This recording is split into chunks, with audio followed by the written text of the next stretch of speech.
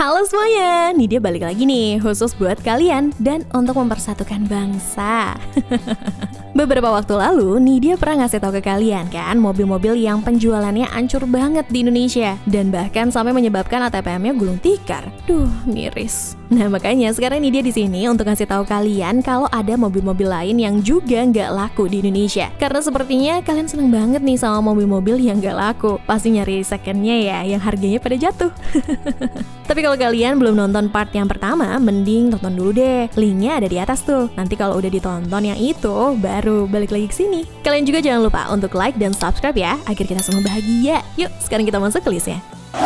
Pernah dengar nama Nissan Murano? Japanese sekali ya namanya. Jadi, Nissan Murano ini masuk ke Indonesia karena Nissan melihat kesempatan di mana orang Indonesia pada seneng banget untuk beli Toyota Harrier. Yang notabene kalau di Jepang sana, kedua mobil ini bersaing secara langsung. Selain itu juga, Toyota tidak pernah menjual Harrier secara resmi di Indonesia. Mungkin takut Lexus RX nggak laku kali ya. Jadi semua Harrier yang beredar di sini itu masuk melalui importir umum. Makanya, Nissan melihat kesempatan ini untuk memasukkan SUV perkotaan mewah yang punya tampang cukup gahar dan ganteng ini. Pada saat masuk Indonesia, Murano hanya ditawarkan dalam satu pilihan mesin, yaitu V6 3500cc. Padahal di luar negeri tersedia pilihan mesin 2500cc bensin dan diesel. Untuk varian V6 tersebut, mobil ini memiliki tenaga 260 horsepower dengan torsi 336 Nm.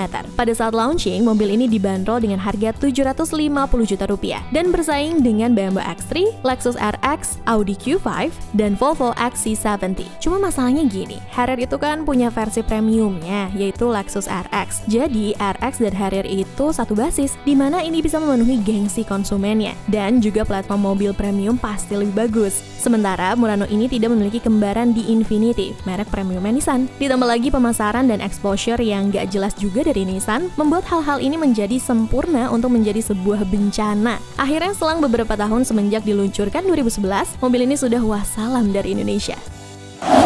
Chevrolet pernah mencoba peruntungan di pasar yang paling gemuk, yaitu LMPV dengan Chevrolet Spin. Namun, memang pasar LMPV di Indonesia selain paling gemuk, juga paling berdarah-darah, paling besar perangnya, dan sudah ada beberapa korban yang jatuh, termasuk Chevrolet Spin ini. Meskipun Chevy Spin bukanlah mobil yang jelek dan gagal, namun arogansi manajemen asing yang buta terhadap selera konsumen Indonesia membuat mobil ini seolah-olah memang sudah direncanakan untuk gagal. Chevrolet benar-benar salah perhitungan dalam kasus ini, di mana orang Indonesia yang sangat mementingkan layanan after sales. Tapi lemotnya penanganan manajemen membuat layanan after sales mereka kurang responsif dan membuat penjualan Spin menurun setiap bulannya. Hingga akhirnya Chevrolet merombak seluruh manajemen di Indonesia dan Asia Tenggara karena kejadian ini. Padahal pada zamannya Spin ini merupakan mobil tercanggih di kelasnya. Misalnya aja menggunakan transmisi 86-speed, AC yang sudah terintegrasi dengan plafon, dan masih banyak lagi fitur-fitur mobil ini yang ahead of its time. Bahkan untuk pilihan mesinnya aja sangat beragam. Mulai dari 1200cc, 1300cc, 1500cc, dan ada juga varian diesel.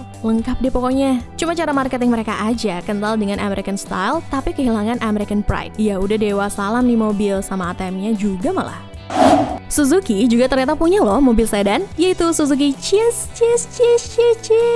Malah jadi lawak ya.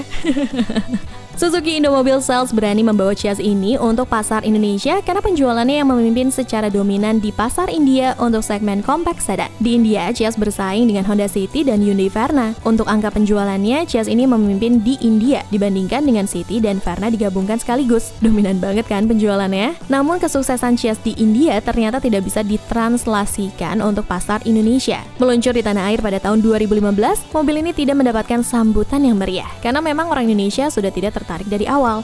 Kenapa pula Suzuki nekat bawa Ciaz ke sini? Ya, akhirnya mobil ini tinggal kenangan. Padahal kalau secara teknologi, mobil ini cukup canggih pada zamannya. Misalnya aja menggunakan lampu LED proyektor dan desain fascia baru. Kemudian di interior juga diberikan kesentuhan kemewahan seperti jok full kulit, aksen kayu, dan juga sistem infotainment yang sudah dilengkapi Android Auto dan Apple CarPlay. Belum ada itu head unit macam itu di para pesaingnya, bahkan sampai sekarang. Namun karena tampilan yang dimiliki Ciaz sangat berkiblat ke konsumen India, ya di Indonesia harus tutup usia secara cepat. Kalau kalian ngira ini Kia Picanto, Bukan, ini namanya Kia Morning. Mobil Kia termurah saat dipasarkan di tahun 2014. Karena 2014 ini dimana mulanya LCGC menjamur di mana-mana, Kia juga memberikan jawaban untuk menyaingi kelas LCGC. Bahkan dengan harga yang lebih murah meskipun CBU dari Korea Selatan. Pada saat 2014, mobil ini dijual dengan harga 128 juta rupiah untuk OTR Jakarta. Harga itu lebih murah dari beberapa LCGC pada saat itu. Secara desain, mobil ini sama persis dengan Picanto.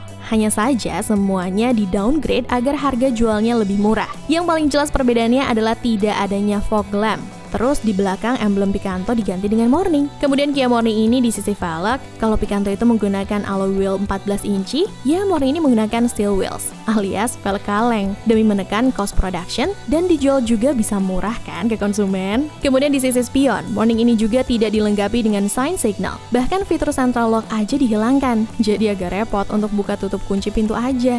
Kemudian di sisi belakang, Kia Morning tidak ada power window, adanya model engkol gitu. Jadi jatuhnya window BT power alias ngengkol terus. Kemudian kalau ngomongin mesinnya, mobil ini menggunakan mesin 1000 cc 4 silinder yang mempunyai tenaga 91 horsepower dan torsi 94 Nm. Ya pelan banget ya untuk sebuah city car. Nah kemudian ini mungkin jadi salah satu faktor penentu, yaitu hanya tersedianya transmisi manual. Apalagi Jakarta kan banyak macet. Aduh, pegel. Toyota Nav1 sebenarnya bukanlah nama asli dari mobil ini. Mobil ini memiliki nama Toyota Noah. Namun karena Noah sudah menjadi nama band di Indonesia, jadi terpaksa harus berubah nama menjadi Nav1 agar tidak bikin bingung search engine. Nama Toyota juga ternyata tidak menjamin sebuah mobil akan sukses di pasaran. Target awal mobil ini adalah terjual sebanyak 500 unit per bulan, karena mobil ini diposisikan setara dengan Kijang Innova. Namun bagi yang menginginkan ruang lebih lega tapi belum mampu beli Alphard, nah ini pilihan yang tepat. Tapi nggak laku. Sepanjang 2014, mobil ini ternyata hanya laku sebanyak 535 unit aja. Target 1 bulan baru tercapai dalam 1 tahun. Padahal diskon yang diberikan juga udah besar, tapi tetap nggak menarik konsumen. Mobil ini mungkin menjadi pemecah rekor diskon terbesar untuk mobil baru Toyota. Namun tetap nggak laku-laku juga. Yang tadinya berniat menjadi raja di kelas boxy MPV, malah berada di posisi buncit untuk di segmennya, yang sudah diisi oleh Mazda Biante dan Nissan Serena, yang penjualannya tembus 1000 unit sepanjang 2014. Toyota Nav1 masuk Indonesia dengan mesin 2000 cc dan transmisi CVT. Tidak ada pilihan lain. Untuk desain juga sangat tidak appealing bagi orang Indonesia. Dan akhirnya say goodbye deh mobil ini. Akhirnya sekarang tugas Nav1 sudah digantikan oleh Toyota Foxy yang memiliki bentuk lebih bagus, interior lebih bagus, dan semuanya lebih bagus. Itulah semua mobil yang gagal total di Indonesia. Apakah kalian ada yang miara satu? Tulis di kolom komentar di bawah ya. Dia pamit, cobalah.